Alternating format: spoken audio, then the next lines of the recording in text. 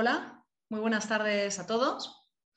Bienvenidos al webinar Ventajas de la gestión activa en tiempos convulsos, en el que entrevistaremos a Juan Gómez Bada, director de inversiones de Avantage Capital y asesor de Avantage Fund y Avantage Pure Equity.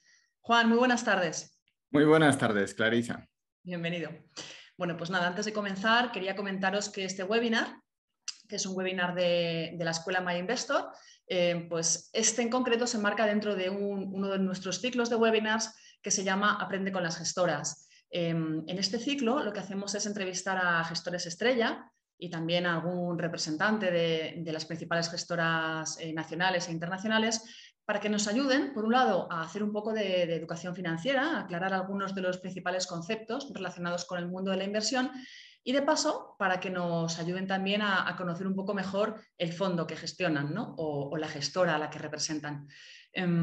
Aclararos también que la presentación de hoy constará de una entrevista, en este caso a Juan Gómez Bada, y a continuación de la entrevista abriremos un turno de preguntas a los asistentes. Podéis ir dejando estas preguntas en el chat o podéis formularlas una vez termine la entrevista, como vosotros prefiráis. Y bueno, pues ya sin más preámbulos, pues como os decía, contamos hoy con nosotros con Juan Gómez Bada, que es asesor del fondo Avantage Fund. Se trata de un fondo global con un rating de 5 estrellas según Morningstar. Es un fondo que nació en 2014 y desde entonces acumula una rentabilidad del 85%. Luego iremos viendo un poco cómo lo está haciendo también en lo que va de año, así como el otro fondo de la casa, el Pure Equity. Y bueno, comenzamos ya con la entrevista, si os parece bien. La primera pregunta que te queríamos hacer, Juan, en este entorno tan convulso en el que vivimos, en estos tiempos tan complicados, con acontecimientos muy relevantes, ¿no?, que están afectando al mundo de la inversión, como es la invasión de Ucrania, las perspectivas de recesión económica, el entorno de inflación al alza, ¿no?, fantasma de la estanflación, ¿no?, que tenemos. ¿Cómo ha afectado esto a los mercados?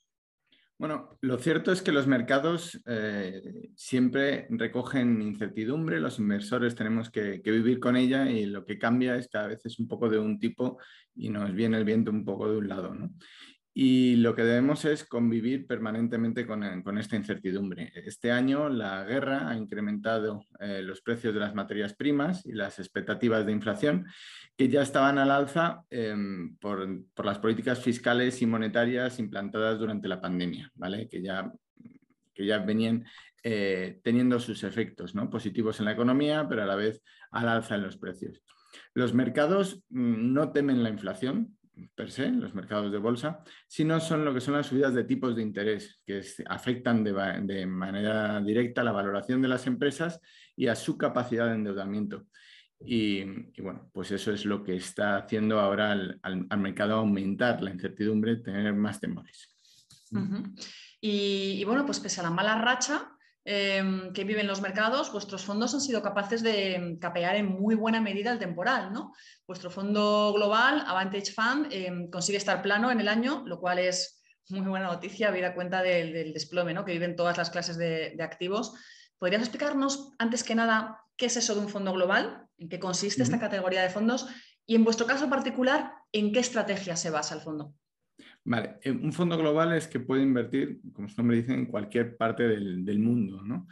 Y lo importante es tener la flexibilidad para poder invertir en las zonas que se consideren adecuadas en un momento determinado, porque los mercados cambian más rápido de lo que parece y como se dice muchas veces, la realidad supera la ficción, ¿no? Entonces, es importante poder salir de un mercado o de unas compañías para poder entrar en otros lugares si las circunstancias cambian. Y eso es lo que permite un fondo global, ¿vale? Un Hugo Chávez puede llegar al gobierno de casi cualquier país, ¿vale? Hemos tenido muchos miedos y bueno, y también alguien que parece malo de primeras luego no resulta un gobierno negativo para los negocios, ¿no? Entonces, ante todo, hay que estar preparado y tener esa flexibilidad. En nuestro caso, Avantage Fund invierte en mercados desarrollados, que es en Norteamérica y en Europa principalmente, y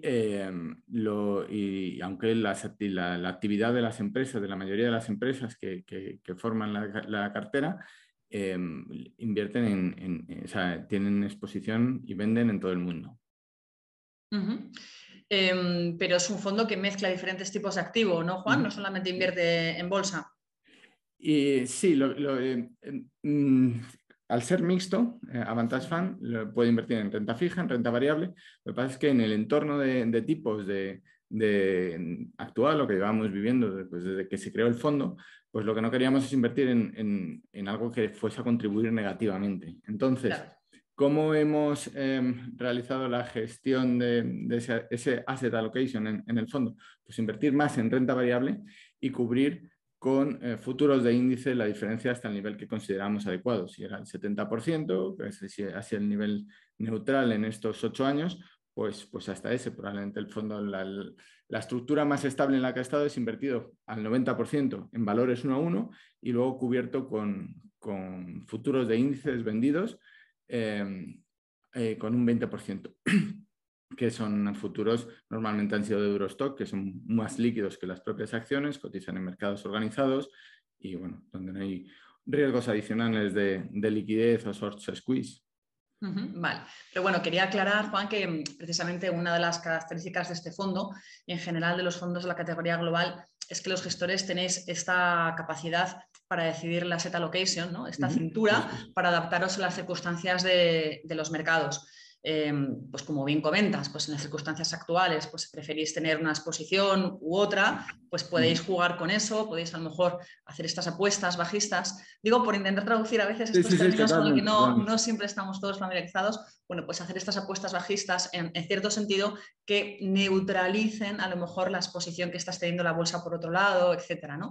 Un poco, bueno, pues jugar con esa flexibilidad que te permite la categoría y que es otra de las características de la gestión activa, ¿no? Con la que estábamos dándole título al webinar de hoy, ¿no? Porque eso también es otra de las ventajas de la gestión activa, la capacidad de amoldar ese asset allocation pues a las necesidades o a las circunstancias del mercado. Dentro de estas medidas, Juan, que habéis ido tomando para, bueno, pues para capear el temporal, para adaptaros a estos tiempos tan complicados que corren, en los últimos meses el fondo se ha beneficiado en muy buena medida de las coberturas de tipos de interés. ¿Cómo afectan las subidas de tipos a las diferentes clases de activos? ¿Y en qué consisten los instrumentos de cobertura que vosotros utilizáis? Las subidas de tipos afectan negativamente a la inmensa mayoría de activos, a bonos, acciones, que son las dos categorías principales. A los bonos la gente lo tiene muy claro porque suben el tipo de interés, los precios de los bonos caen para descontar una tira a futuro mayor. ¿Vale? Sufre una depreciación. En las acciones ocurre lo mismo. Si una compañía cotiza un PER, un múltiplo que sea, puede ser sobre beneficios como el PER, puede ser sobre ventas, sobre EBITDA.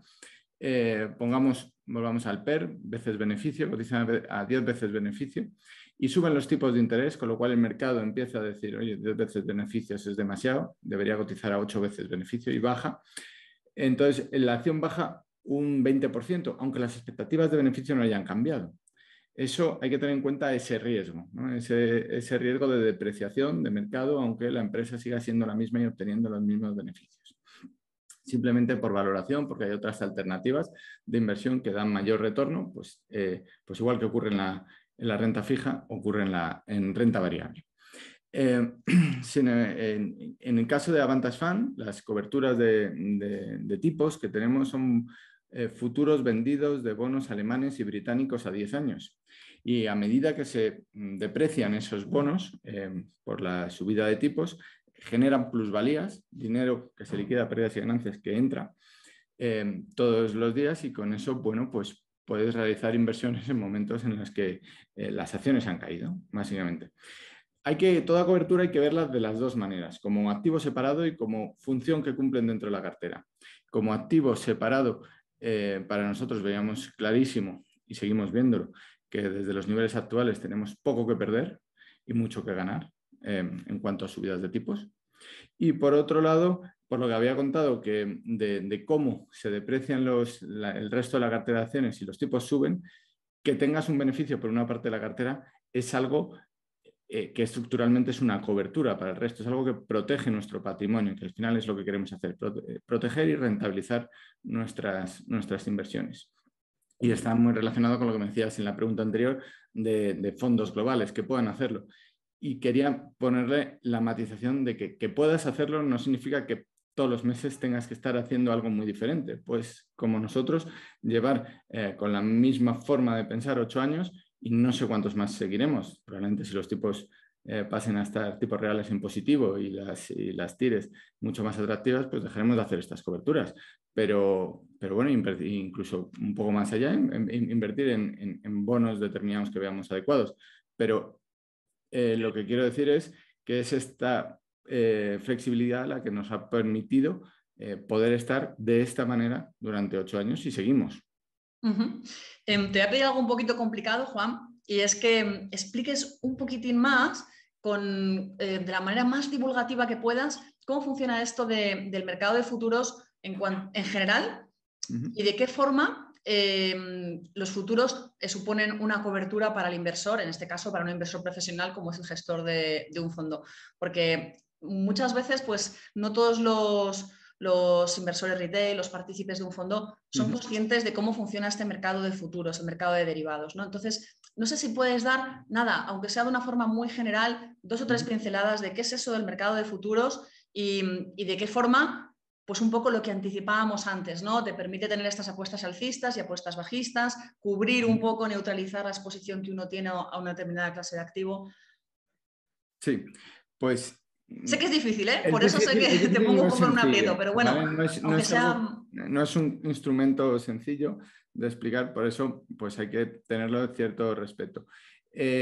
Vamos a ver, los futuros representan una obligación de comprar o de vender un activo a un determinado precio, ¿vale? Y esta obligación, si la comparas con cómo cotizan los activos subyacentes, que es el activo al cual está referido el futuro, genera unas plusvalías, unas minusvalías en función de si aciertas con el sentido. Es decir, si yo digo, estoy obligado a comprar acciones de Tesla a 1.000 euros dentro de 10 años, ¿vale? Pues al final, si Tesla sube, yo ganaré, si Tesla baja, yo pierdo. Pero el tema aquí, cómo se valoran los futuros por la diferencia entre el valor al que está cotizando cada día y el valor del strike o precio al cual de referencia de tu contrato futuro, ¿vale? Entonces, en esto lo que diría es que hay que tener en cuenta, o sea, la ventaja de los futuros respecto, por ejemplo, de las opciones, es que en las opciones tienes una prima que pagas por una determinada apuesta y aquí no es una cobertura en la cual compro una prima de seguro, por así decirlo, para cubrirme de bajadas y estoy pagando algo y me está costando algo. En un futuro tengo una posición en dirección contraria, pero no estoy pagando nada por ella. Es decir, si los tipos de interés bajasen, como en nuestras coberturas de tipo de interés, al fondo le afecta negativamente y gana si suben. Eso es la diferencia principal entre unos futuros y unas opciones.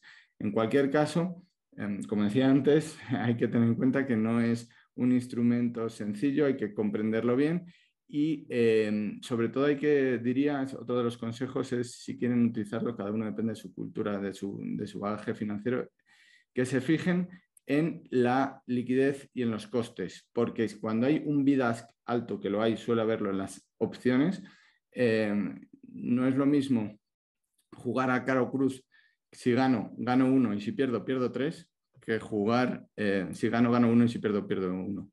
No sé si me explico. O sea, que ahí... No, yo creo que lo has explicado fenomenal, Juan. Pero sobre todo, además, mi idea es ya no que la gente que nos escucha tenga claro en qué consiste el mercado de futuros de cara a invertir en ellos, pero al menos si invierten en un fondo de inversión, como pueden ser los vuestros o como pueden ser otros fondos de inversión en los que los futuros, las opciones, ¿no? En general los derivados suponen un instrumento muy importante, pues que sepan cómo funciona ese instrumento, que sepan que cuando los gestores os valéis de él, pues bueno, lo que estáis haciendo más o menos, pues es esto que tú acabas de explicar, que cuando lean la política de inversión de un fondo en el folleto antes de invertir en él, y vean pues esto que aparece siempre, del uso que se puede hacer del mercado de derivados y demás, pues que tengan una cierta idea, aunque sea una noción, ¿no? De qué es esto de los derivados y demás. Luego, efectivamente, si quieren invertir ya directamente en este mercado, pues es un mercado, como muy bien dices, muy complicado y aunque hay derivados que están pensados para el inversor retail, aunque retail ya se le tiene que presuponer una cultura financiera bastante elevada porque pueden llegar a ser bastante, bueno, pues bastante arriesgados, ¿no? Volviendo al tema de la subida de tipos, Juan, ¿pensáis que las subidas de tipos ya están descontadas en los mercados o que seguirán pasándoles factura, especialmente a la renta fija? Pensamos que seguirán subiendo porque la inflación que se ha generado no se va a frenar con tipos reales negativos y con políticas fiscales expansivas, que es lo que estamos teniendo. Tipos reales negativos es política monetaria expansiva, aunque estén subiendo tipos, es expansivo porque te puedes endeudar a un coste menor al esfuerzo que vas a tener que devolver. Y las políticas fiscales están claramente siendo positivas, sea por tema de la inversión en energía que hay que hacer, por la ayuda de la pandemia que se hubo que hacer en su momento, o por financiar el conflicto bélico. Hay que parecer fuerte frente al enemigo para que el enemigo tire la toalla y eso se hace con políticas fiscales expansivas. La economía es un campo de batalla en este caso y creo bueno, y realmente siempre siempre ha habido políticas fiscales muy expansivas en momentos como los actuales. Y la política monetaria, con un punto de moderación, va a apoyar, va a tener que financiar ese conflicto, va a tener que financiar esa economía en expansión. Muy bien. Y ya yéndonos a vuestro otro fondo, el Avantage, no sé muy bien cómo lo pronunciáis vosotros, Juan. Avantage Pure Equity, ventaja en francés. Bueno, pues yéndonos al Avantage Pure Equity, este cae en torno al 9,5% en lo que va de año, que si se le compara con lo que hacen los índices de renta variable como Eurostoxx 50, que cae por encima del 15%, pues bueno, en términos comparativos también lo está haciendo bastante bien, ¿no? ¿Podrías comentarnos un poco qué estrategia seguís con este fondo, ¿no? Con este fondo de bolsa puro y de qué modo ha conseguido frenar la caída con respecto al índice en lo que va de año? Sí, este fondo tiene la misma cartera que de acciones de renta variable que Avantage Fund, pero solo eso, no tiene coberturas, no tiene futuros de ningún tipo y tampoco invierte en renta fija. Es un fondo puro de renta variable, de ahí su nombre. Y la cartera está compuesta por empresas que cumplan 3 requisitos. El primero es alineación de intereses entre directivos y accionistas. El segundo, que exista un modelo de negocio excelente, es decir, al menos una ventaja competitiva sostenible en el tiempo. Y el tercero, un precio razonable. Y eso lo tienen que cumplir todas las inversiones en carteras. Y nos fijamos en el largo plazo. Para nosotros, bueno, que este tiempo, estos 5 meses, lo haya hecho mejor que la media del mercado, pues es positivo, nos alegra, pero realmente donde nos fijamos es en el muy largo plazo, invertimos con mentalidad poniéndonos en la piel de quien lo dirige, del empresario, y bueno, en los 8 años que lleva la cartera Avantage en mercado, pues ha tenido una rentabilidad muy por encima del IBEX, muy por encima de la del Eurostoxx. Bueno, no, por supuesto, a la hora de medir el comportamiento de un fondo, efectivamente hay que mirar siempre el largo plazo, además para ver si es capaz de batir al índice y de conseguir sus objetivos en diferentes ciclos de mercado. Pero bueno, como este ciclo que estamos viviendo hasta ahora es tan significativo, tan convulso, pues bueno, ser capaz de frenar la caída en un year to date como el que llevamos hasta ahora en este año tan difícil, pues bueno, ya es muy notorio. Por cierto, que estamos hablando de comparaciones y de que a la hora de evaluar cómo lo está haciendo un fondo, pues lo comparamos con su índice de referencia. Y en vuestra web citáis como índices el IBEX 35 con dividendos y el Eurostoxx 50 con dividendos. ¿En qué consiste la versión de un índice con dividendos, Juan? ¿Y por qué esa versión con dividendos, o también llamada Total Return, es la más fiable a la hora de evaluar si un fondo de inversión ha sido capaz de batir o no al mercado?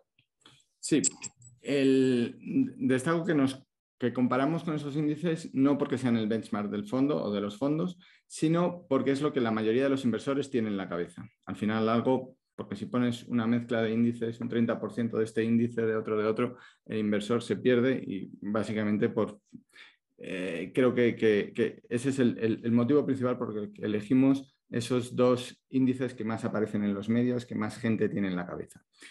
Pero la cartera es muy diferente, aunque pues puede haber muchas acciones españolas, no tiene nada que ver con la del índice, con la del IBEX, y además, bueno, no se aparece en nada tampoco a la del Eurostock. Entonces, ¿por qué en ambos índices hay que tener en cuenta los dividendos? Porque gran parte de los retornos que dan las acciones van vía dividendos, no van solo revalorización de los títulos, de los precios a los cuales cotizan las acciones. Y eso es necesario incluirlo en el rendimiento de los índices, porque tanto el Eurostock 50 como el IBEX 35 dan sus rentabilidades sin dividendos. Y nosotros pues siempre las comparamos con dividendos y aún así pues el fondo Avantage Fund, que tenemos con histórico más a largo plazo, lo supera ampliamente. Y Avantage Pure Equity, como decíamos, pues también va por muy buen camino. Y en no incluir los dividendos es en parte de engañar a los destinatarios, porque muchas veces cuando hay menos información, el destinatario de esa información dice, bueno, ganas al mercado, bates al mercado. No, el mercado ha tenido una rentabilidad superior que son no solo la revalorización, sino vía dividendos, y aquí se la estás quitando, con lo cual te estás guardando un as en la manga, ¿vale? Y luego hay otra cosa que quería comentar de cara a los índices total return, que muchas veces pasan a ser lo contrario, que son demasiado inaccesibles porque no incluyen ni gastos ni impuestos. Todo el que invierte tiene que pagar cánones, tiene que pagar tasas, tiene que pagar impuestos cuando desinvierte y modifica la inversión, hay VIDAG de compra-venta.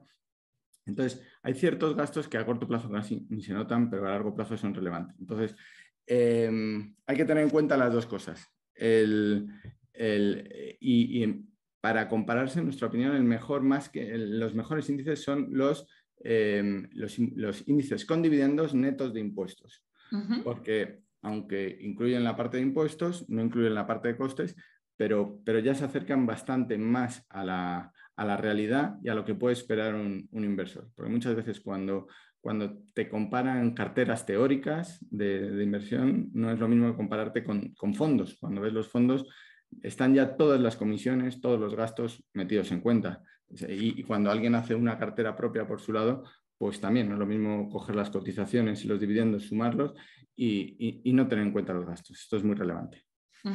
Simplemente añadir una cosa, Juan, que puede parecer muy evidente, pero no todos los inversores la tienen en la cabeza. Y es que la mayor parte de los fondos son de la clase de acumulación. ¿Qué quiere decir esto? Que todos los rendimientos que generan los activos en los que invierten, si estamos hablando de un fondo de bolsa, pues esos dividendos, ¿no?, que reparten las compañías en las que invierten, el fondo coge los dividendos y los vuelve a reinvertir en el propio fondo, ¿no? Esta información, antes de invertir en el fondo, la podéis encontrar en el folleto. En el folleto te va a explicar cuál es la política de dividendos que tiene el fondo. Si hablamos de un fondo de renta fija, pues qué es lo que hace con los cupones de los bonos.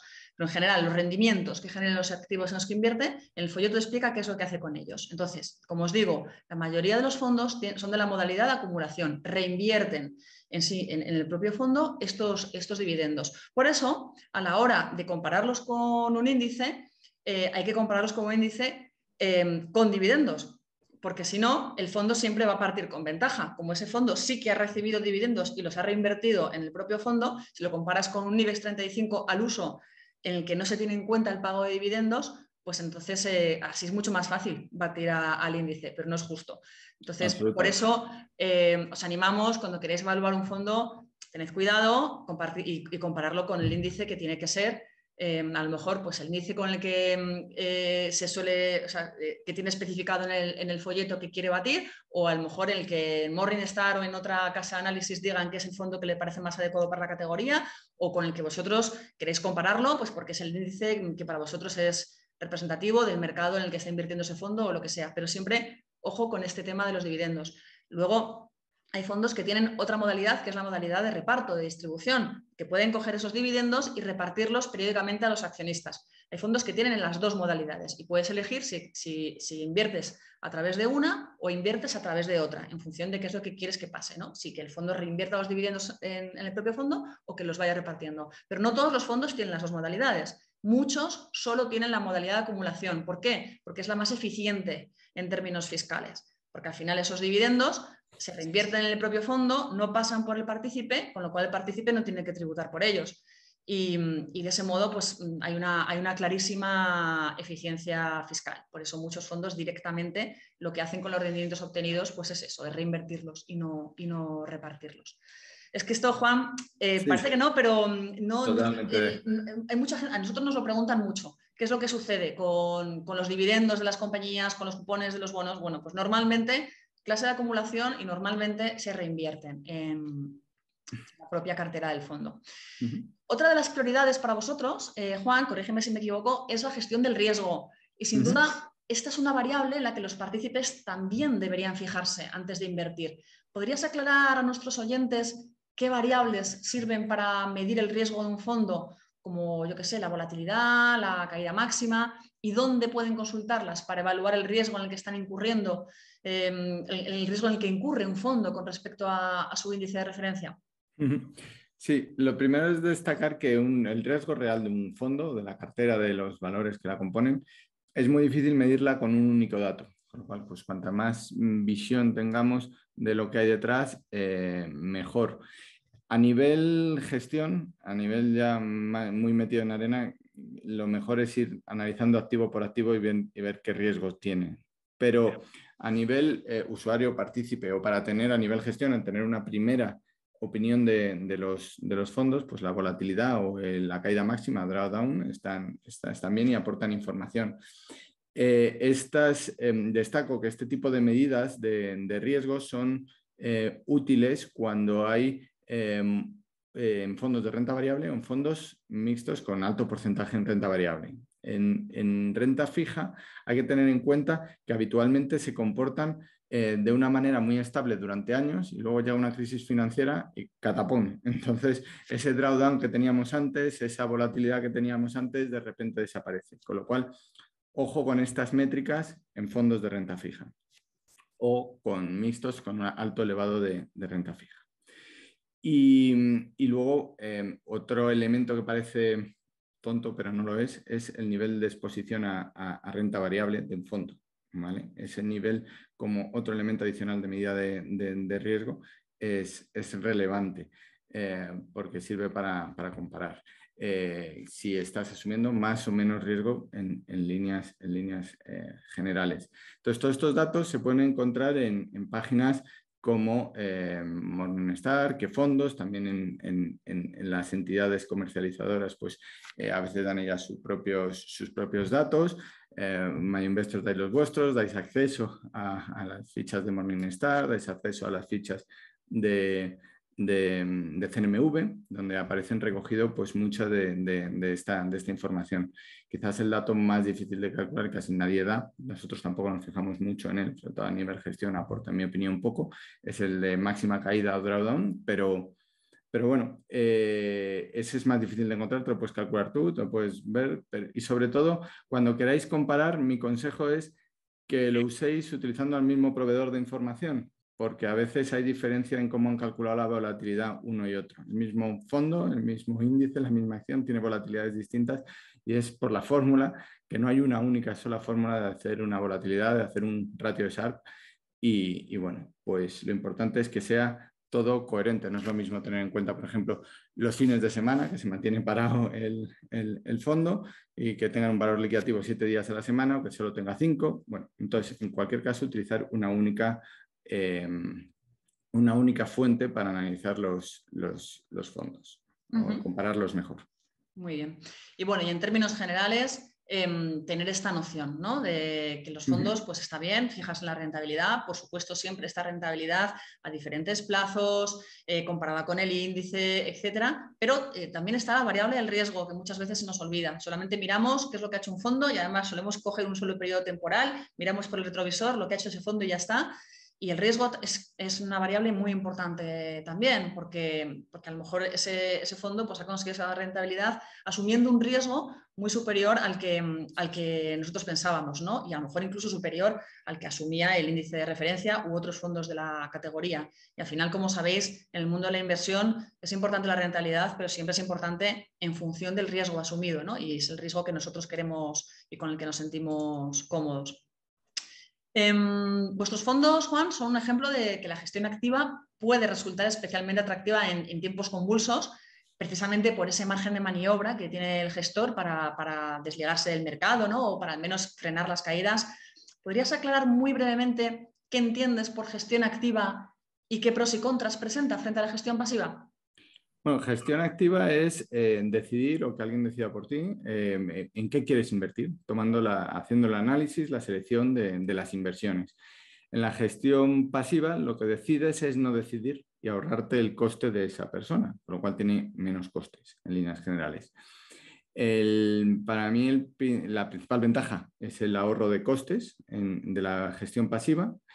El principal inconveniente que tiene frente a la activa es que el mercado reacciona ante los cambios de preferencias de los inversores.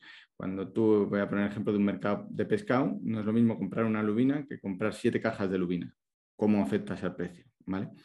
Pues todo inversor, por pequeño o grande que sea, afecta al precio, y unos más y unos menos. ¿Vale? Y cuando eres el único que realizas una gestión pasiva y haces el backtesting, análisis hacia atrás de cómo habría resultado, pues te salen unos números muy buenos. Cuando lo haces hacia adelante y la mitad del mercado está en gestión pasiva, pues el mercado lo que hace es adaptarse, como se adapta a ese nuevo entorno de inversores que hay. Y en mi opinión se están generando, la gestión pasiva morirá de éxito, ¿no? De que tanta gente la siga, y se van a crear trampas para los inversores pasivos, en mi opinión. Esto es opinión personal, pero vamos, creo que lo que están generando es empresas descontroladas por sus accionistas. Si ya era difícil controlarlas, ahora es más. Cuando los principales accionistas ya empiezan a ser inversores pasivos. Hay empresas zombies, es decir, que siempre consiguen ampliar capital, porque si amplían capital y pertenecen a unos índices, están obligados los inversores a ampliar capital, da igual el precio, da igual el modelo de negocio, da igual el plan que tengan para recuperar la inversión o que no lo tengan. Se pueden mantener los directivos al frente, siempre consiguiendo que la empresa se refinancie porque los inversores están obligados a invertir, ¿vale? Y el tercer riesgo es pues, que el mercado, sabiendo que hay muchos inversores pasivos y cómo funcionan, pues lo tiene en cuenta a la hora de las salidas a bolsa, a la hora de la función que cumplen con el mercado, que es financiar a las empresas. Y en salidas a bolsas, por ejemplo, como de Aramco, la empresa más grande, una de las más grandes del mundo y la petrolera saudí, ¿vale? Pues lo que hicieron en diciembre del 19 fue sacar solo el 1,5% de la capitalización a bolsa. ¿Y eso por qué? Porque sacando ese poco ya empezaron a computar mucho en muchos índices y tenían pesos significativos en índices que invierten en Arabia Saudí, índices de Oriente Medio, índices de petróleo y gas, índices de emergente y también en índices globales, ¿vale? Y eso es, pues al final, dices, saco muy poco, se lo coloco a gente que no solo hay inversores activos y pasivos, hay mucho trader en los grandes bancos y saben que va a haber demanda de pasivos. Si sabes que va a haber demanda, tú te anticipas, haces front running, compras en la OPV y después se lo pasas cuando entren en los índices, las cotizadas, se lo pasas a los inversores pasivos. Hay que tener en cuenta que aunque te venden lo contrario, no hay el mismo porcentaje de inversores activos en todas las compañías. Renta 4 Banco no tiene los mismos inversores pasivos que tiene Telefónica. Por un lado, porque no están en los mismos índices, pero por otro lado, porque la estructura accionarial y el free float que hay es diferente también, y el interés de grandes inversores es diferente. Entonces, en esto, mi consejo es la inversión pasiva que tiene la gran virtud y nació porque había unos costes excesivos en la renta fija, que eso también desde que nacimos en Avantage Capital lo tratamos de evitar, tenemos unos costes muchos más comedidos, pero no renunciamos a la gestión activa, que es, en nuestra opinión, lo que consideramos que va a funcionar y seguir funcionando. Bueno, Juan, déjame que haga un poquitín de abogado del diablo. Absolutamente.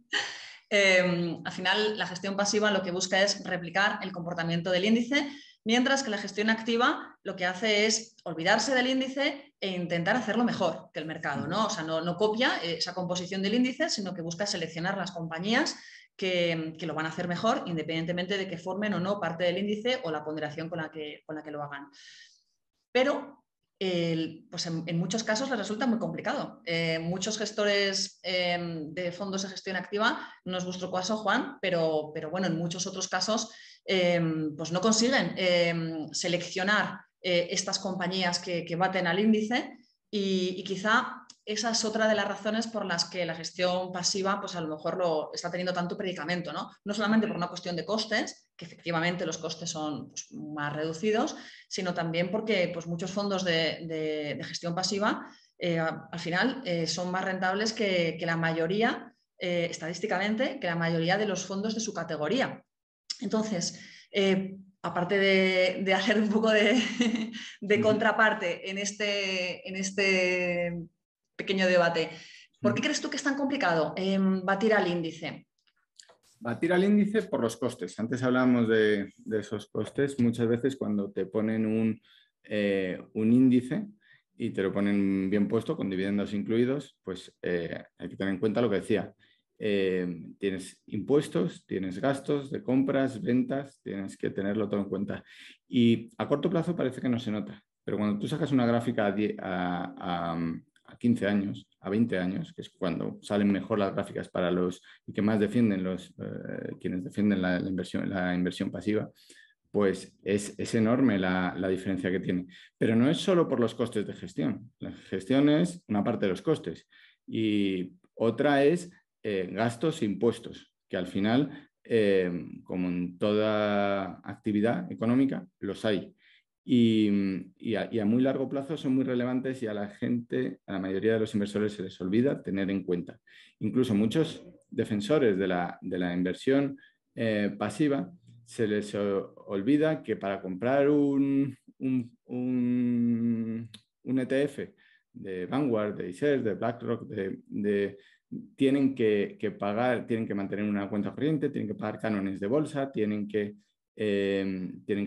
cambiar su moneda a dólares, tienen que pagar impuestos cuando hacen cambios y ajustes en los índices, esos son costes internos, tienen pues determinados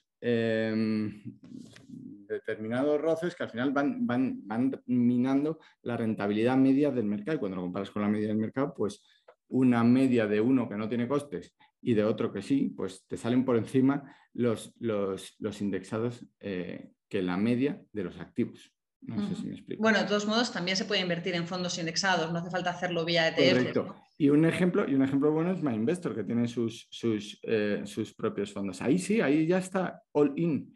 Y una buena forma de comparar y que además sale por encima de muchos fondos es, oye, comparo un all in, algo que ya tiene todos los gastos incluidos con otra cosa que también tiene todos los gastos incluidos. Y ahí sí, ahí la comparación es justa. Pero ahí cuando miremos que todavía no hay tanto histórico, los gráficos a 20 años, ya saldrán otra cosa. Me refiero. Y ahí los fondos activos y los fondos pasivos, porque los pasivos no van a quedar los últimos, van a haber muchos activos muy por detrás, sobre todo por altas comisiones, se van a ver y se van a ver comisiones sobre resultados, comisiones que normalmente la gente no tiene en la cabeza, no las ve tan fácilmente, porque no aparecen en los ongoing charges que aparecen en Morningstar, y se ven comisiones pues que en muchos casos son cercanas al 2%. Y luego también, Juan, me parece a mí, no sé si estás de acuerdo, que hay fondos de gestión activa que realmente se toman en serio su propósito de hacerlo mejor que el mercado. Y hay otros que, bueno, Bueno, pues a lo mejor, de hecho, incluso tienen una cartera que es prácticamente la del índice, con una desviación frente al índice muy pequeña y que incluso, bueno, pues como tienen su futuro asegurado, porque tiene una red que los comercializa, el gestor, la gestora no tiene el incentivo, ¿no? para hacerlo realmente bien, que a lo mejor tiene pues una boutique o una gestora más independiente que si no tiene fondos buenos que lo hacen mejor, pues al final eso le va a pasar factura y no va a encontrar inversores para sus fondos. En cambio, pues que al final también tiene que haber, ¿no?, un talento y una voluntad por parte de la gestora para hacerlo bien y para encontrar, ¿no?, esas compañías que lo hacen mejor y como todo en esta vida, ¿no?, sobre todo en el mundo económico, los incentivos son clave, ¿no?, para que las empresas hagan su trabajo y sobre todo lo hagan mejor que sus competidores. Totalmente de acuerdo con lo que dices.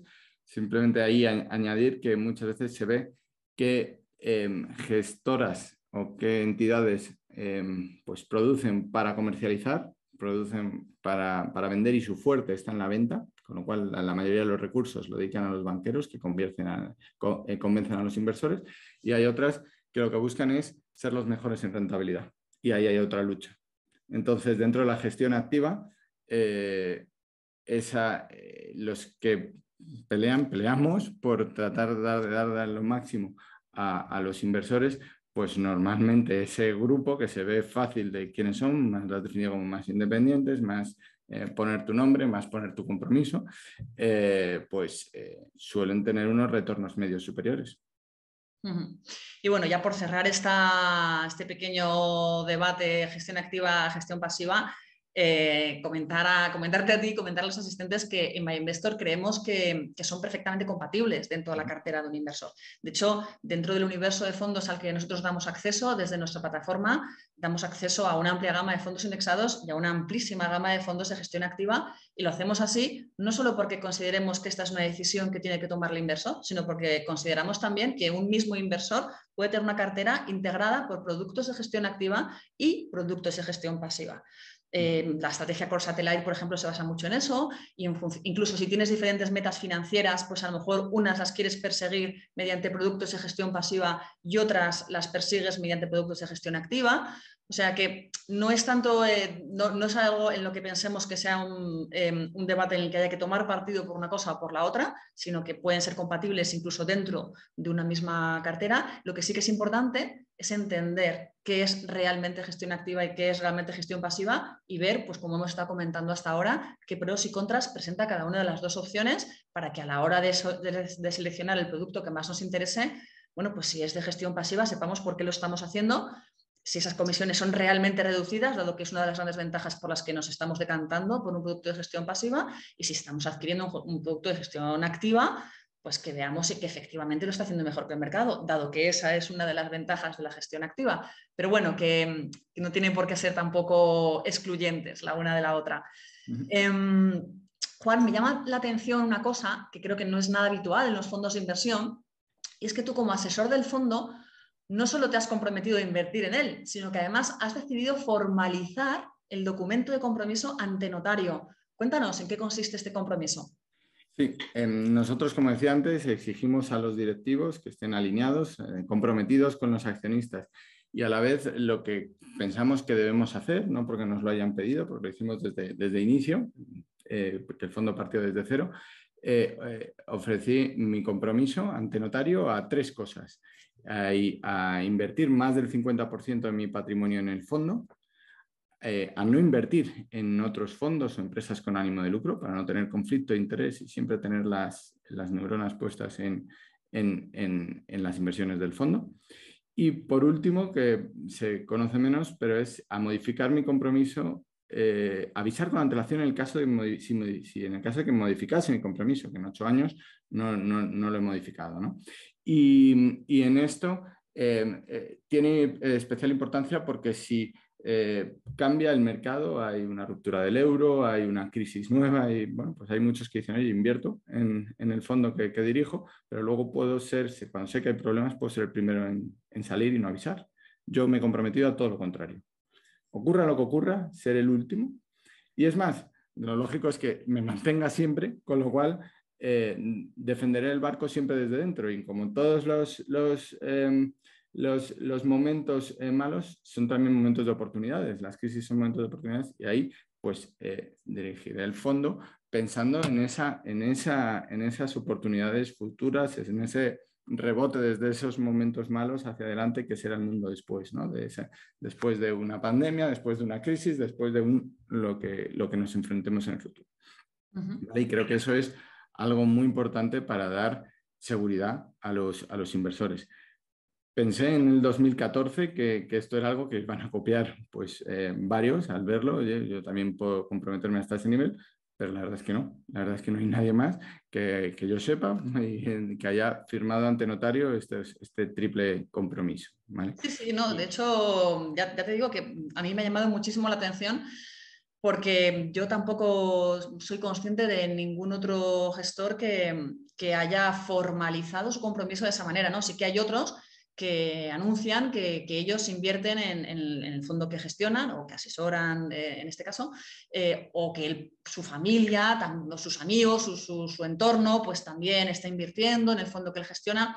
Pero bueno, es un poco, no hay un compromiso ante notario, no hay una prueba, no hay un documento que pruebe que efectivamente eso es así. Pero este compromiso tan firme, pues desde luego es algo bastante excepcional en el mundo de la inversión. Ahí sí que hay alineación de intereses absoluta. Total, así es. Bueno, entonces, yéndonos ya un poco al caso concreto, ¿no? De cuáles son las compañías, las posiciones que más os gustan. ¿Cuáles son, Juan, las principales posiciones de Avantage Fund? ¿Y qué es lo que te gusta de ellas? Vale. Lo primero es que cumplen los 3 requisitos que comentaba antes, de alineación de intereses, excelente modelo de negocio y precio razonable, pero las cumplen todas. Luego, por comentar algo adicional, pues de las 3 primeras son Renta 4 Banco, Tesla y ENCE. Bueno, pues por empezar por Renta 4 Banco, pues al final lo que tiene es un crecimiento orgánico con una propuesta de valor muy buena, que mucho le sigue y que también está yendo por ahí MyInvestor, ¿no? Pero MyInvestor no cotiza. Sí que cotiza Renta 4, está dirigido por Juan Carlos Ureta, desde que es su principal accionista, su fundador, alineación de intereses enorme, con unos salarios que nos fijamos mucho en los salarios de los directivos muy bajos y eso hace que digo bajos, digo 300 y pico mil euros, ¿vale? Comparados con los millones que cobran otros, pues cuando limita a una compañía unos salarios, su máximo directivo hace que los demás tampoco vayan a ganar mucho más que el jefe, ¿no? Y entonces se crea una cultura buena de incentivos, de costes bajos, de austeridad en la gestión y de crecimiento de una manera orgánica muy saludable. O sea, lo que es una compañía prudente que crece de una manera muy adecuada y colabora también con otras muchas entidades y vosotros colaboráis con ellos también y entonces, bueno, pues eso, se ofrecen productos de un valor añadido diferencial respecto a la inmensa mayoría del mercado. Luego Tesla, que aquí destaco en que tiene grandes ventajas competitivas. Ya las resaltamos al invertir en ella en el 18, que identificamos 5, tecnológica, que lo tienen claro hasta sus competidores, sus firmes, los cortos de Tesla también pues, reconocen ventaja competitiva de varios años por delante, ¿no? en el vehículo eléctrico y en la autoconducción. Tiene ventajas competitivas de volumen, de red, de efecto de red. Al final, cuantos más coches Tesla hay circulando, más aprende la inteligencia artificial de ese autopilot. Y a todo usuario de Tesla lo que hace es actualizarse el coche cuando se le actualiza el software y cada día tiene un mejor coche, como la sensación que teníamos cuando teníamos los primeros smartphones, ¿no? Pues tengo un móvil mejor y no me cambia de móvil, ¿no? Y bueno, pues eso es relevante. Luego, tema marca, que al final es el top of mind de la gama premium en vehículos eléctricos y eso le va a dar durante décadas pues, poder vender con mucho mayor margen sus vehículos, pues la gente los quiere. Hacía cola al principio, pagaba por ponerse a la cola. Y luego un modelo de distribución de este siglo que no depende de los concesionarios. Las empresas de los concesionarios cerraron en la pandemia y Tesla seguía vendiendo por Internet, algo que no puede hacer ninguno de los demás fabricantes, ninguno. Están tratando de quitarse su red de concesionarios, ninguno de los conocidos, ¿no? Si hablamos de competencia nueva china, por ahí sí. Pero entonces, pues esto al final lo que hace es integrar mejor la cadena de valor, obtener menores costes, conocer mejor a tu cliente y vender como vende alguien del siglo XXI. Una vez pasada la barrera de entrada, que es el volumen, de la fabricación en serie, la barrera de entrada tradicional de las automovilísticas, pues después empiezas a hacer un destrozo, porque vienes con una nueva forma de pensar, con alguien que lo dirige siendo, no es su fundador, pero sí principal accionista y desde luego cabeza pensante en muchas de sus acciones, que es Elon Musk. Y bueno, pues al final la capacidad que tienen para resolver cualquier problema es impresionante. Donde los demás, problema que surja, tardan años, aquí en cuestión de días, semanas, te los están resuelto el mismo. Es que no pueden competir, básicamente. Cuando dice la competencia llegará y eso será un problema para Tesla. Es lo que decían en el 18, que cuando el fondo empezó a invertir. No, que cuando creas que la competencia va a llegar, Tesla va a seguir muy por delante. ¿Vale? Pues eso en las empresas que, o sea, nos fijamos mucho que las empresas sean muy ágiles haciendo las cosas, las gestiones internamente y puedan adaptarse al mercado y a las necesidades de sus clientes. ¿Vale? Y luego la tercera es ENCE, que bueno, tiene todo lo malo descontado del año pasado. Salió una sentencia negativa respecto a su biofábrica de Pontevedra sobre la extensión de la concesión, y al final es una pelea entre administraciones en la cual pues, la empresa está esperando a que se resuelva, y después, si se resuelve en su contra, será indemnizada, que no está en sus cuentas ni recogido en sus beneficios, y trasladará su capacidad y hará más eficiente otra planta que tienen en Navia, en Asturias, ¿no? Y al final está todo lo malo recogido, todo lo bueno por recoger, y de aquí lo que más valoramos es la gestión, la dirección, cuando a partir de tener los intereses alineados, los principales accionistas, pues son familias que controlan al management, pues el propio consejero delegado es muy claro explicando su estrategia. Otra cosa que nos gusta preguntar, ¿sabe? Que explican qué hacen, por qué lo hacen, qué no hacen y por qué no hacen otras cosas. Eso es algo en lo cual nos fijamos muchísimo. Muy bien, pues pasamos ya a la última pregunta. Después de esta pregunta abrimos el turno de preguntas de los asistentes. Algunos de vosotros ya habéis ido dejando vuestras cuestiones aquí en el chat, no os preocupéis que aquí las tengo, y en cuanto empecemos con el turno de preguntas, pues las voy leyendo. Y los que aún no hayáis formulado vuestras dudas, pues si queréis ir haciéndolo ya o queréis hacerlo una vez empiece el turno de preguntas, pues cuando queráis. Ya sabéis además que Avantage Fund y Avantage Pure Equity son fondos que comercializa MyInvestor. Si os metéis en nuestra web podéis encontrar el fondo, ya no solamente para invertir en él, sino si queréis consultar el folleto, si queréis ver el DCI para ver, bueno, pues las características de estos productos, ¿no? y conocerlos un poquito más en profundidad. Ya sabéis que os animamos a que conozcáis y entendáis bien los fondos en los que invertís o que os interesan.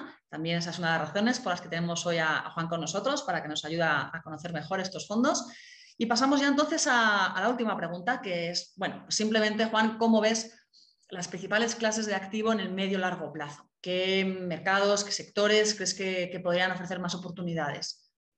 Vale, nosotros, o sea, la verdad es que no vamos analizando las empresas una a una y vamos seleccionando pues, aquellos modelos de negocio, aquellas compañías que creemos que vayan a tener, que tienen mayores posibilidades de obtener muy buenos resultados en el futuro.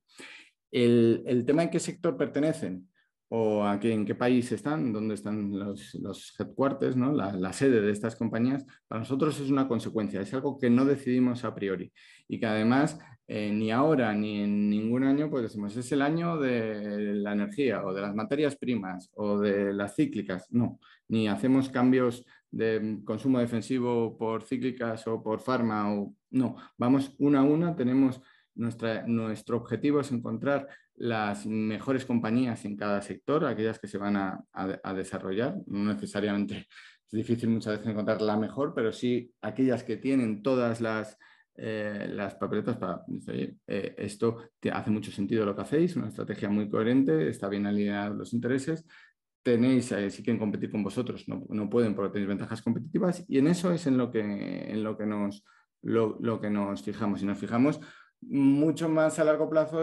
quien hace apuestas sectoriales. Por las apuestas sectoriales, por ejemplo, las que está viendo de ahora petróleo y gas, materias primas, energía, pues te duran lo que te duran, unos meses, 1 o 2 años como mucho. Aquí nuestro foco siempre es más hacia adelante. Y en líneas generales, mercado, ¿estamos positivos, negativos? ¿Cómo lo vemos? Pues cuando las cosas están mal, nosotros solemos verlas un poco mejor, y cuando las cosas hay más de preocupación, pues pensamos a lo mejor está demasiado despreocupado el mercado, ¿no? Entonces, en este entorno, Avantage Fund tiene un nivel neto de inversión del 82%, lo cual es más alto que el 70% que ha estado en neto en la mayoría en la mayoría de este tiempo, ¿no? Como nivel neutral de referencia. Entonces, de esta manera, quiero decir que sí somos positivos porque pensamos que va a haber políticas fiscales expansivas, porque va a haber políticas monetarias expansivas atendiendo a los tipos de interés reales, y bueno, y hay mucho miedo en el mercado, sinceramente. Entonces, nosotros puede haber vaivenes por en medio, pero confiamos en los negocios en los que pensamos que tenemos razones para confiar en ellos. ¿Y la renta fija, cómo lo veis, Juan? La renta fija peor porque aunque los tipos reales van a seguir negativos, los tipos nominales van a seguir subiendo. Y si suben los tipos nominales, normalmente también aumentan también los diferenciales de crédito. O sea, no solo los gobis, los gobiernos, sino también el crédito. Así, de momento, hay excepciones, como en todos, y hay, bueno, pues puede haber valores de bonos que a lo mejor entren en cartera, como entraron en el pasado, por motivos muy particulares. Invirtió en un bono de Tesla que tenía un rating súper bajo y nosotros veíamos otra cosa. Pero bueno, en líneas generales, mucho mejor acciones que bonos, aunque también puede haber alguna oportunidad en bonos, pero como media de mercado, acciones. Muy bien. Bueno, pues nada, Juan, muchas gracias. Vamos a pasar ya entonces al turno de preguntas de los asistentes, que nos han ido dejando ya algunas dudas por aquí. La primera que nos formulan es uno de vuestros partícipes, que dice que invierte en los dos fondos de la casa, en el Avantage Fund y en el Pure Equity, pero dice que le gustaría invertir más en el Pure Equity porque le gusta más la renta variable, pero a pesar de que tiene la misma cartera en renta variable, pues él aprecia que lo hace bastante peor, entiendo que se refiere a un periodo determinado temporal, que lo está haciendo peor el Pure Equity que el otro, ¿no? Que el Avantage Fund. Entonces, un poco la pregunta de este asistente se ha ido respondiendo, yo creo que a lo largo de la presentación, que hemos ido comentando qué estrategia sigues con uno, qué estrategia sigues con otro, con los dos fondos me refiero, y un poco qué es lo que está pasando con los mercados hasta ahora. Pero aún así, como sospecho que estas dudas que tiene él las tienen muchos inversores, muchos de los inversores que ya tenéis y muchos de los inversores que podríais llegar a tener, ¿no? Que están viendo un poco qué es lo que está sucediendo con los fondos y demás. Pues yo creo que merece la pena, Juan, que incidamos un poquito más en esta cuestión, ¿no? Él dice, me gustaría saber cuándo va a empezar a dar rentabilidades positivas. No sé si podrías aclararle un poquito a esta persona, bueno, pues... Sí, bueno, él ya sabe más o menos por nuestro, pues, cómo funcionan los fondos, que nosotros pues, no controlamos los movimientos de mercado y qué va a hacer la semana que viene o el mes que viene, o incluso de aquí a final de año el fondo. Nosotros tratamos de invertir en buenos negocios. Destaco que aquí, justo los 5 meses que llevamos, este 2022, con la cartera hecha de Avantage Pure Equity, que es comparable totalmente con la de Avantage Fund, lo que han aportado muy a favor son las coberturas de Avantage Fund, y han sido por caídas de mercado y por subidas de tipos de interés, por dos elementos que no se han producido a largo plazo en los 7 años y medio anteriores. Porque hay que tener en cuenta que las coberturas en 7 años y medio han restado volatilidad a Avantage Fund, pero también han restado rentabilidad, porque esa cobertura, sobre todo esa de subida de tipos, no se había materializado hasta lo que ha sido este año, ¿vale?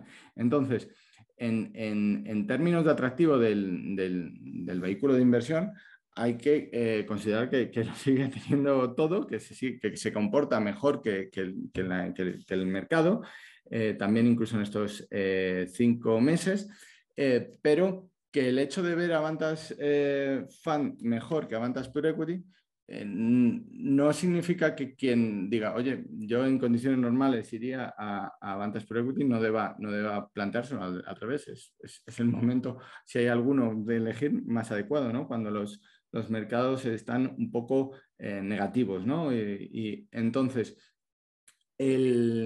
aquí lo que quiero destacar es que también la cartera, o sea, la diferencia entre rentabilidad en lo que llevamos de año 22 se explica por los futuros, exactamente, no por nada más. Incluso sale ligerísimamente, porque he hecho los cálculos, mejor la de Avantas Pure Equity que la de Avantas Fund ex coberturas, ¿vale? Con esto quiero dejar claro que las razones por las que existen las coberturas que hemos hablado están, y están generando beneficios este año, pero quien crea que debe invertir en un fondo puro de renta variable per se, pues que no espere por decir, oye, por algún motivo esto va peor, ¿no? Realmente en el fondo va igual, conforme a lo que tiene que ir y va mejor que el mercado, ¿vale?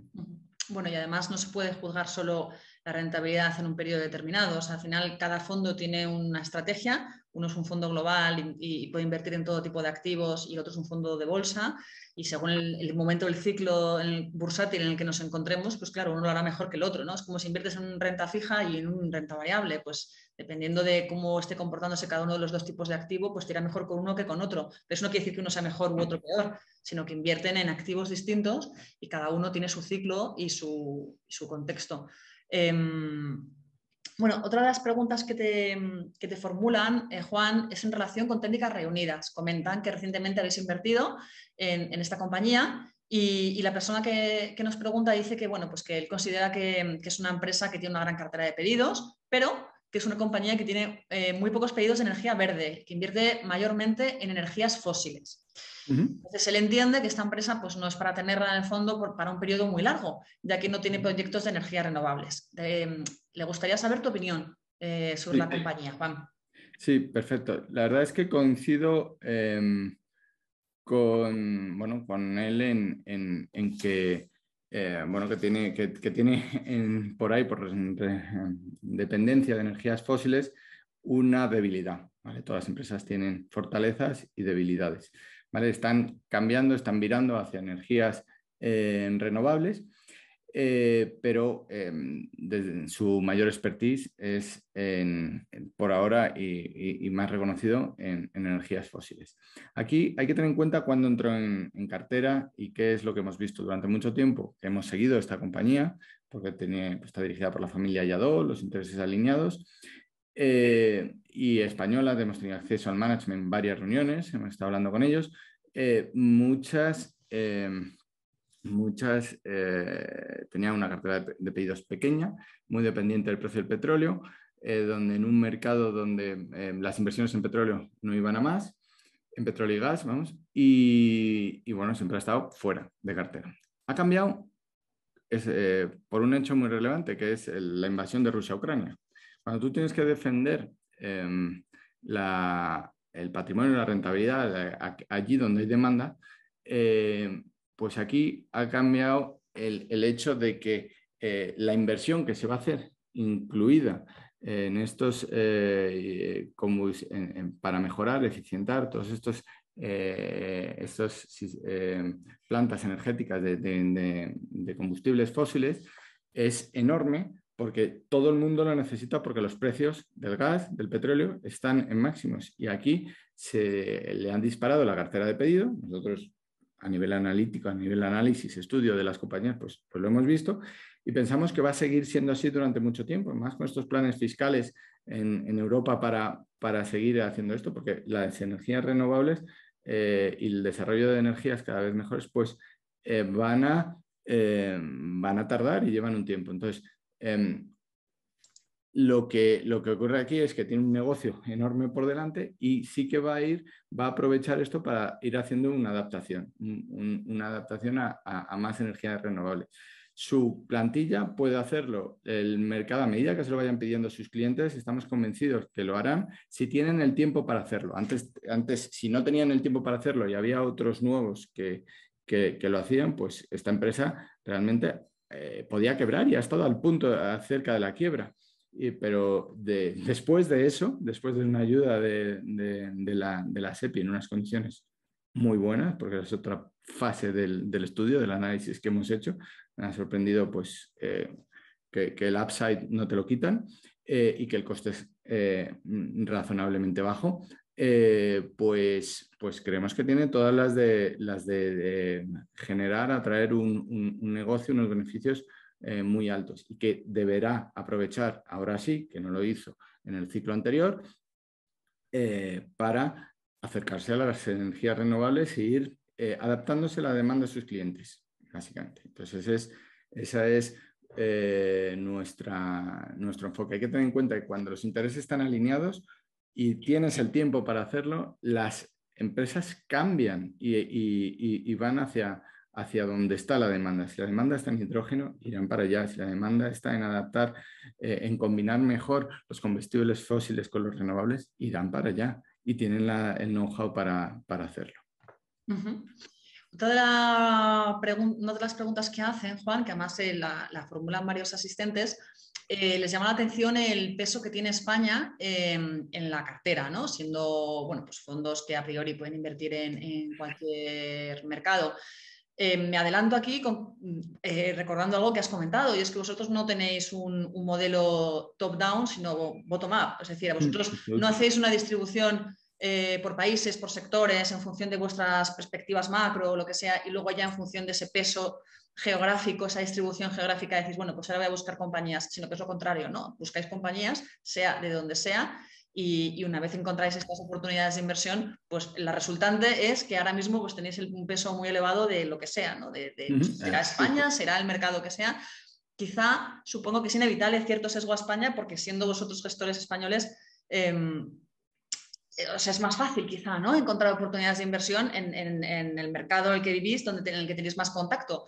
Pero bueno, no sé si le puedes aclarar un poco esta cuestión a los asistentes para que entiendan un poco a qué se debe este peso, ¿no? Sí, la verdad es que la has respondido bastante bien. Realmente es así como pensamos.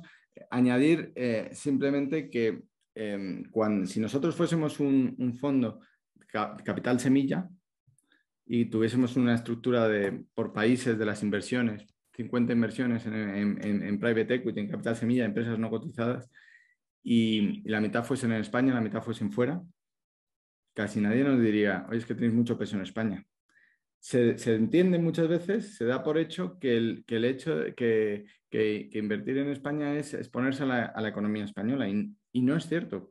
Es invertir es invertir en esos negocios e invertir con el punto de vista del empresario, ¿vale? Y al final, cuando tú dentro del análisis te llegan más proyectos de inversión y puedes analizar en mejores condiciones más proyectos de inversión en España, es lógico que, salvo que aquí tengamos un gobierno similar al de Hugo Chávez, que se reducirían a casi cero, ¿vale? Sinceramente, así lo pienso, algo que mate el emprendimiento, ¿no? Y mate la actividad económica. Pues en esta tesitura tienes las herramientas para conocer, para controlar las inversiones que haces mejor, porque conoces sus mercados, los conoces por distintos sitios, sabes, o sea, de maneras muy transversales, desde los medios a conocidos, a lo que sea, pues sabes quién está haciendo qué. Y entonces, bueno, pues el conocer eso, conocer las dinámicas de los mercados a los que se dirigen, las dinámicas de sus clientes, a la vez que ellos mismos en muchos aspectos, te da más posibilidades de acertar. No sé si me explico. Y lo que quiero dejar claro es que no es que no invertimos en la economía española, que no se revaloriza el fondo porque la economía española vaya bien o mal, que el IBEX ha tenido un rendimiento plano con dividendos en estos 8 años y Avantas Fund no. ¿Vale? Avantas Fund ha tenido una rentabilidad anualizada del superior al 8%. ¿Vale?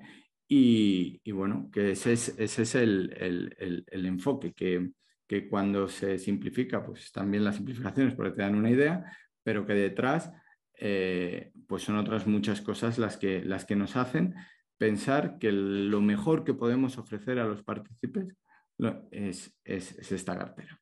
Luego nos piden también un poquitín más de detalle sobre vuestros fondos, Juan. Dicen qué porcentaje suponen las 10 primeras posiciones del fondo y qué porcentaje de liquidez tiene el Pure Equity normalmente y en el momento actual. Y ya te junto otra pregunta para dentro de la batería de vamos a entrar en detalle en vuestros fondos, otra pregunta por la distribución aproximada por sectores.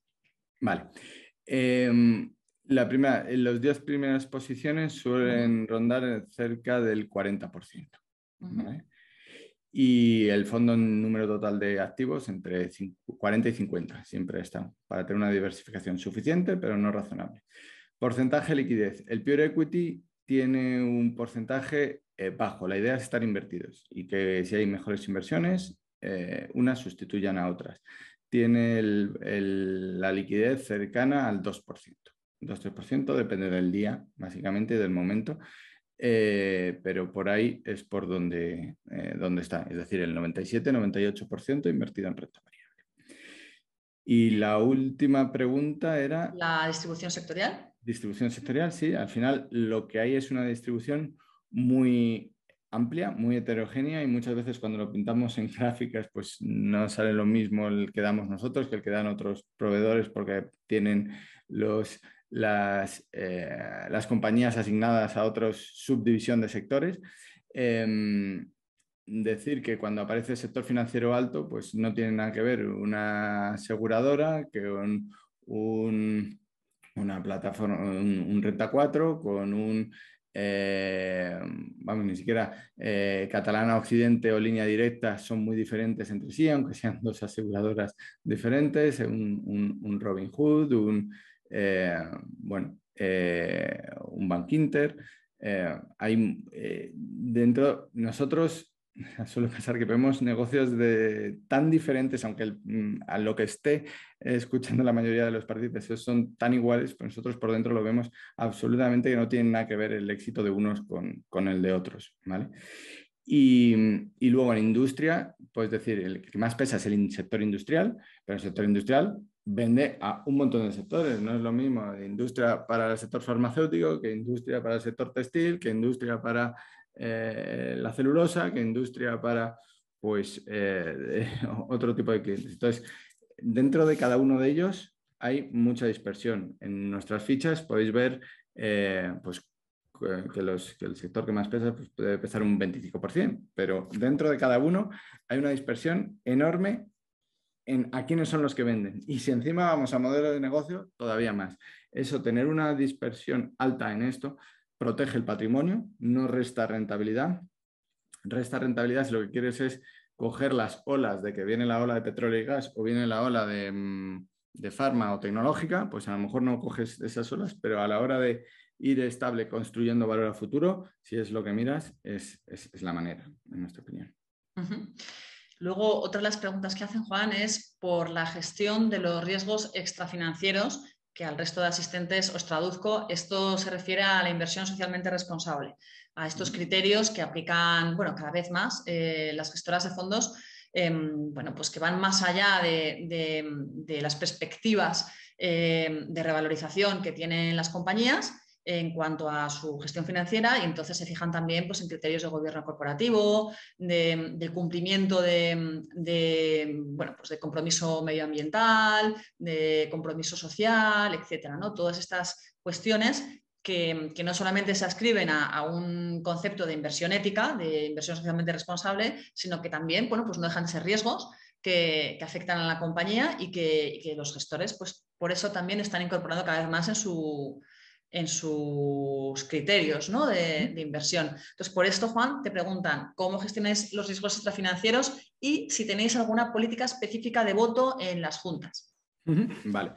Pues nosotros, sí, la verdad es que nos fijamos en todo, en estos aspectos. Los dos fondos están adscritos por sus gestoras a los principios de inversión de la ONU, ¿vale? Tanto el Avantage Fund en Renta 4 como Avantas Pure Equity en Andbank, ¿vale? Y en la cartera de los fondos estamos trabajando para que sea dentro de esto artículo 8 y según los criterios que nos han dicho la cartera lo es. Básicamente decían que había un valor que no cumplía y siempre caben excepciones y digo, vaya, ¿qué ha pasado?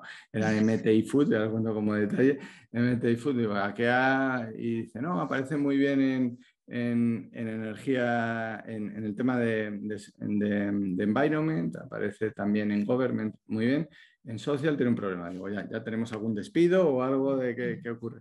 Y entonces, digo, voy a indagar más porque contratan a otros proveedores, a Clarity en este caso, y entonces te dicen que no, que justo ya ha mejorado, ya cumple, pero que de todas formas el problema que tenía, porque sigue saliendo baja la parte de social, era porque en sus cuentas anuales no aparecen uno o dos párrafos de cuáles son sus políticas sociales, ¿vale? Que solo si apareciesen, que ya las tienen que cumplir, pero como no las han recogido, pues que obtenían la peor valoración ahí.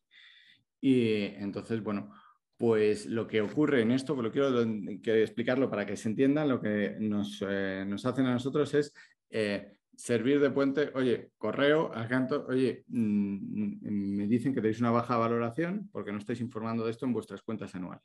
Al final, lo que quiero decir es que esto poco cambia el mundo, ¿vale? O sea, que el tema de gobierno corporativo para nosotros es importantísimo, vamos a más, pero nos preocupa, no es una de nuestras principales banderas, porque nos preocupa la implementación. ¿Vale? Lo que no puede hacer es dejarnos fuera por criterio de un tercero de invertir en una empresa que consideremos adecuada. Por ejemplo, Tesla ha salido la semana pasada del S&P 500 ESG y es la empresa que más ha cambiado el mundo porque ha obligado al resto de fabricantes a pasarse al eléctrico. Los demás podían pasarse al eléctrico, pero si no había nadie presionando, no se iban a pasar en la vida. Han tenido que ver las orejas al lobo para cambiarse. Y además es muy polémico los motivos por los cuales lo han sacado, ¿no? Por así dicen, oye, porque cada uno tiene su política y su punto de vista de las cosas, como también en muchas veces los fondos con vocación cristiana, ¿no? Dices, bueno, pues cada uno tiene un ángulo por el que lo puede ver de una determinada manera o de otra. Entonces, nosotros ante todo esto, decirlo claramente, somos sensibles, vamos a ir adaptándonos. Ser el artículo 8 es poderse vender el fondo como fondo sostenible, pero lo vamos a hacer sabiendo que no va en contra de lo que podemos invertir. Está claro que no tenemos armas, minas antipersonas, no invertimos en juego, en la cartera de los fondos no hay empresas de juego, no solo por el hecho de que no sea un sector que aporte mucho a la sociedad, sino también porque no nos fiaríamos de los management de este tipo de compañías, ¿vale? Pero lo que quiero decir es que nuestra visión está muy alineada, orientada a ir cumpliendo con los ESGs. Pero queremos explicarlo de una manera diferente. Queremos explicar qué hay detrás, porque muchas veces hay que entender que detrás hay muchos elementos subjetivos de valoración. Y volviendo a la pregunta de qué votamos, votamos cuando hay motivos muy claros, nos adscribimos, somos asesores, nos adscribimos a las políticas de votación de las gestoras, excepto cuando tenemos motivos muy claros para ir en contra. Y un claro ejemplo fue hace año y medio la Junta de la OPA de exclusión de Barón de Ley. Incluso, en este caso era el fondo Avantas Fund y era Renta 4. Aunque Renta 4 operaba como asesor de Barón de Ley, o sea, había que ir en contra de eso, formulamos una opinión de votar en contra y que está recogida en documentos oficiales de esa Junta, argumentándola de tal manera que votamos nosotros en contra, pero está claro, votaron otros fondos de Renta 4 en contra, solamente pues tuvimos que explicar los motivos, lo vieron clarísimo también otros asesores y bueno, al final decir que sí que estamos en esto, hemos promovido cambios en la ley de OPAs y que en este tema de governance para nosotros es fundamental. Queremos no solo nos fijamos un montón, ofrecemos compromiso, invertimos en compromiso, sino queremos mejorar las cosas y somos muy proactivos. Fue portada de Expansión y a página completa la carta que enviamos para modificar la ley de OPAs, para mejorar el governance de la G de esa SG en la bolsa española, para que cada vez más empresas puedan financiarse de la mejor manera y los inversores tengamos garantías. Preguntan también, Juan, por la diferencia que hay entre las diferentes clases de vuestro fondo mixto, o sea, del fondo global de Avantage Fund, la clase A y la clase B. ¿En qué se diferencian? Sí, la clase A tiene una comisión del 0,8, la clase B del 1,3. La clase A está cerrada en el fondo mixto, solo se puede invertir en la clase B. Y estamos trabajando para que la idea es que fomentar la inversión a largo plazo, que es lo que queremos también dentro de esta educación ver y fomentar, porque al final es donde se obtienen los rendimientos buenos, ¿vale? Entonces, que los inversores, que las participaciones que estén 5 años en la clase B pasen a la A y de esa manera las comisiones bajen y los rendimientos a largo plazo, al de verdad a largo plazo, sean de verdad excepcionales, ¿vale? Y ese es el objetivo. Y en Avantage Pure Equity también tienen la misma estructura. Lo que pasa es que ahora solamente está la clase A, porque hasta que el fondo alcance 5 millones se puede entrar en esta clase directamente y para siempre a modo fundadores, y después cuando alcance 5 millones estará solo la clase B y a los 5 años de estar en la clase B se pasará de la misma manera. Estamos trabajando para ello a la clase A. Cuando digo estamos trabajando para ello, es ver exactamente la redacción que se incluye en el folleto para que si se hagan unos barridos, se comunique de una manera, se comunique de otra, pero la conversación con ambas gestoras es claro y ese es el objetivo y el sentido de tener estas dos clases, que es fomentar la inversión a largo plazo, que es cuando de verdad hay rendimientos en este y en otros fondos, de verdad. Eso es algo de la cultura que hay que fomentar. Si crees, aunque creas en la inversión, también o incluso en la inversión pasiva, a largo plazo. No estés pensando en hacer trading porque al final el resultado neto que vas a tener es peor. Es que la estadística lo muestra claramente. Y cuando la gente tiene miedo, vende. Cuando lo ve todo bien, compra. Y al final se acaba comprando en el peor momento. Lo dicen todos los asesores, lo dicen los números. Por favor, invertir a largo plazo en el producto que confiéis. Sí, no, y además ya no solamente se trata de invertir a largo plazo en cuanto a estar invertido en el mercado a largo plazo, sino darle la oportunidad al gestor para que te demuestre su capacidad para cumplir con su objetivo de inversión y batir al mercado. Que hay veces que, lamentablemente, hay muchas veces que los partícipes pues, se meten en un fondo, se están unos meses y si en esos meses el fondo no hace lo que ellos quieren, lo que ellos esperaban, las expectativas que ellos tenían, se salen. Y al final, pues los fondos, ningún fondo funciona así. O sea, los fondos, pues hay que dejarles trabajar, hay que dejarles ver cómo funcionan en diferentes entornos de mercado, en diferentes ciclos de mercado, y darles un poco la oportunidad a los gestores de, bueno, pues de hacer su trabajo, que es un trabajo que no tiene por qué dar frutos siempre en el cortísimo plazo, sino que se va a ver la foto completa pues por lo menos cuando se haya producido un ciclo completo de mercado. O sea, invertir a largo plazo también es eso, es desarrollar tu estrategia con el asset allocation que sea más adecuado para ti de cara al largo plazo, pero luego si vas a hacer una apuesta por un gestor o por un fondo en concreto, dejarle trabajar, o sea, darle tiempo para que aflore toda esa apuesta de valor. Y ya si te parece, Juan, pasamos a la última pregunta, que ya estamos un poquitín fuera de hora. Bueno, es una pregunta un poco complicada, pero bueno, danos un poco tu feeling al respecto. Preguntan si piensas que lo peor ya ha pasado en los mercados o que está por llegar una corrección más profunda y duradera.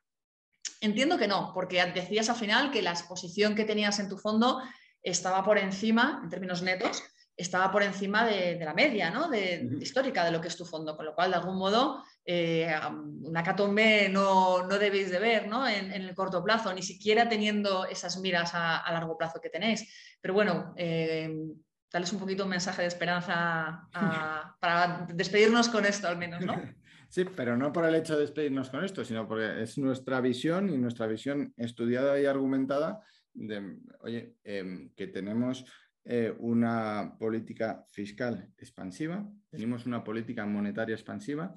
Es cierto que hay miedos, puede haber correcciones a corto plazo de valoraciones que estén hinchadas o de empresas que sufran en determinados momentos, pero aquí, si inviertes a largo plazo, no estás pensando en los ciclos, es un momento muy bueno para invertir porque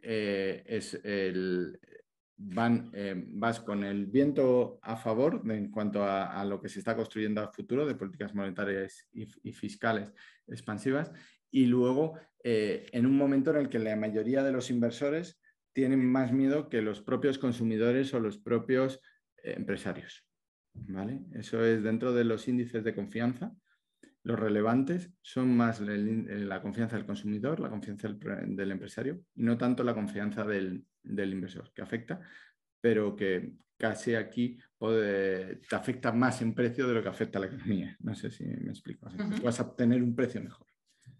Sí, sí, no, sí, es que más la psicología a los inversores ya sabes que afecta muchísimo. Bueno, en fin, vamos a dejar por hoy el tema aquí. Ya si nos metemos en Behavioral Finance, ya esto da para otro webinar o otros tantos.